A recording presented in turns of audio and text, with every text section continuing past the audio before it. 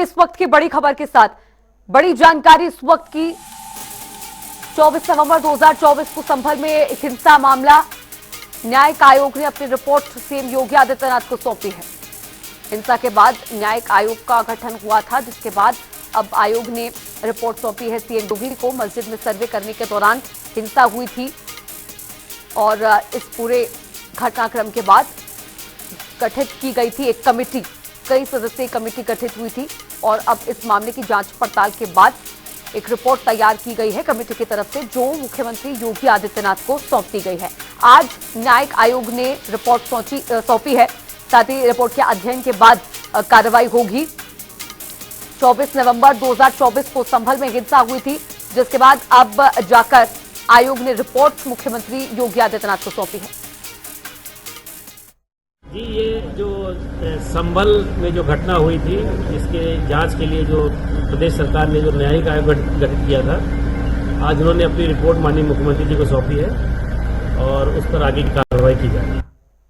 और इसी खबर पर और भी ज्यादा चर्चा करने के लिए तौकीर किदवई हमारे संवाददाता फोन लाइन पर जुड़ गए हैं। तौकीर, अब लंबा समय गुजर चुका है संभल में हुई हिंसा को, जिसके बाद अब जाकर आयोग ने एक रिपोर्ट सौंपी है सीएम योगी आदित्यनाथ को और अब उम्मीद है कि अब इस रिपोर्ट के बाद कुछ आगे कार्रवाई इस मामले में बढ़ती हुई नजर आएगी।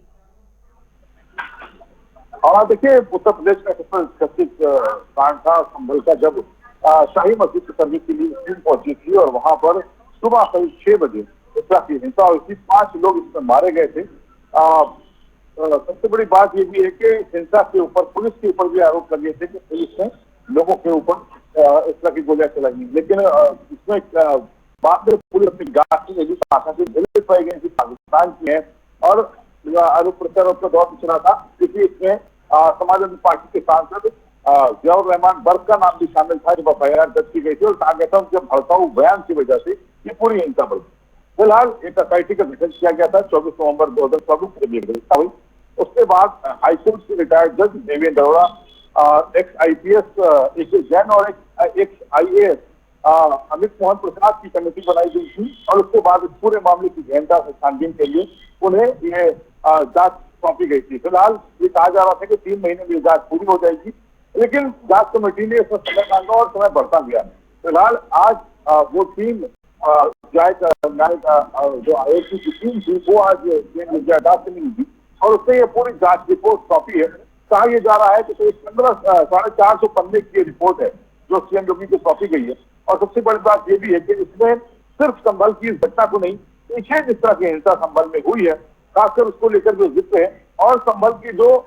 हिंदू पॉपुलेशन और जो मुस्लिम पॉपुलेशन का जो ग्राफ है उसे भी सौंपा गया है कि कब तक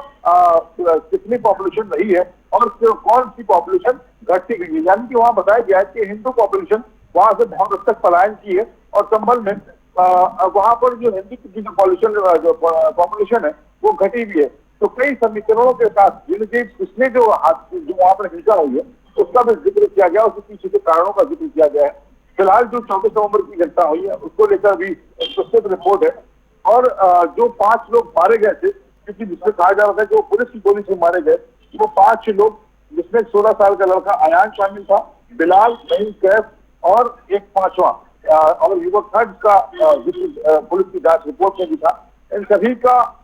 फिलहाल इनकी मौत को लेकर भी सवाल खड़े किए गए थे कि वहां के जो शाही इमाम थे, वहां के जो वकील थे, उनको भी फिलहाल इस पूरे मामले में जेल जाना पड़ा था और हाँ, फिलहाल कुछ समय पहले इस पूरे मामले में उनको बेल मिली है। लेकिन ये कहा जा रहा था कि ये आपस की जुबाजी की वजह से इसमें गोलियां चली थी और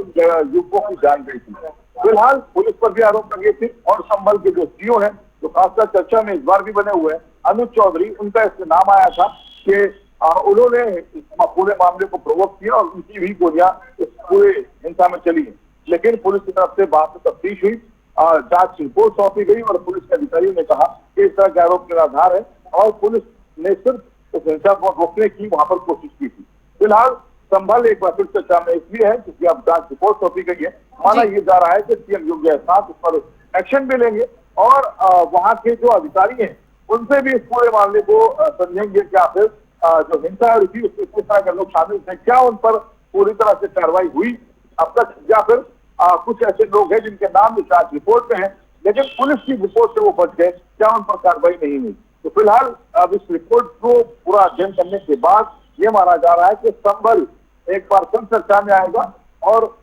2027 से पहले संभल एक बहुत बड़ा जो मुद्दा है चुनाव का वो भी बनता हुआ नजर आ रहा है। ठीक है, बहुत शुक्रिया तौकीर किदवई इस जानकारी के लिए।